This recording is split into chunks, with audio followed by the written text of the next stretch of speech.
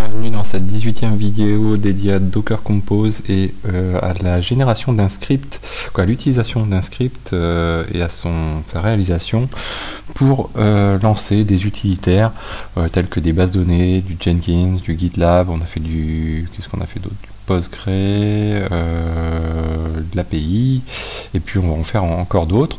Aujourd'hui on va s'intéresser à Cassandra, donc on va venir rajouter ça dans notre script qui s'appelle generator.sh. Dedans, donc, je reviens pas sur les lignes. Ce qui est important à avoir en tête, c'est qu'on a un répertoire /générateur dans la home du user qui lance le script. Le user, il se nomme $user, et il s'appelle on set une variable user script. Derrière, donc là, pour ajouter Cassandra, on va éditer notre fonction help. Donc dans cette help, on fait un echo de tout ce qu'on veut afficher à un utilisateur qui demande de l'aide. Donc nous, on va faire un echo de -c-Cassandra, run Cassandra. Ensuite, on modifie aussi notre parseur donc d'arguments.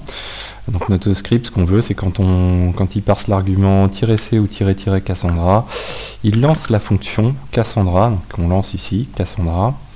Et donc la fonction Cassandra, elle est ici. Donc on fait un echo pour dire qu'on installe Cassandra. On crée un répertoire dans le répertoire générateur, un répertoire qui se nomme Cassandra, de manière à stocker les datas et faire en sorte que si on supprime le conteneur et qu'on le relance, on ne perde pas les datas. Ensuite, on édite un Docker Compose qui sert à lancer Cassandra. Donc pour les gens même qui ne s'intéressent pas à ce script, le Docker Compose peut vous suffire.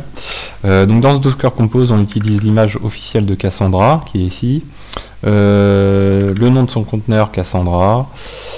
On monte un volume donc avec l'aide des volumes Docker, donc Cassandra _Docker qui monte le /bitnami qui est à l'intérieur du container. Donc ce volume ici Cassandra, on le set ici, donc ce volume Cassandra data pour indiquer que il correspond à l'extérieur du conteneur à $dir, donc générateur /Cassandra. On set aussi en même temps, on en profite, un network avec un bridge qui permet d'affecter une IP dans ce range là au conteneur en question.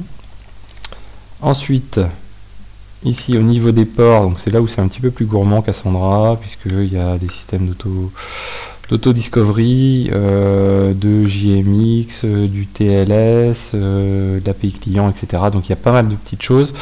Le plus important étant quand même le 9042, c'est celui sur lequel on peut se connecter pour interagir avec la base. Et à la fin, donc tout ça, on dit, voilà, tu me fais un echo et tu l'injectes dans dockercompose.cassandra.yml. Et ensuite, on lance ce Docker Compose -f, le nom du Docker Compose en question, up-d à la fin pour être en mode background. Et on va afficher ensuite un echo de l'utilisation possible de ce container. Donc là on peut le lancer. Je vais faire un clean des conteneurs auparavant, docker rm-f $docker ps-aq, hop, voilà. Donc on clean ça. Donc je clean mes conteneurs et on lance donc notre script. On a dit générateur avec -c pour Cassandra. Donc là c'est parti. J'avais déjà téléchargé auparavant l'image il y a quelques temps. A priori il n'y a pas de gros changements et donc ça se passe bien. Donc pour checker que cela fonctionne, on va se connecter avec justement ce qu'on fournit comme information en usage, qui est le docker exec -ti. Donc on se connecte dans le conteneur, on lance un cqlsh qui est la commande line pour passer du SQL,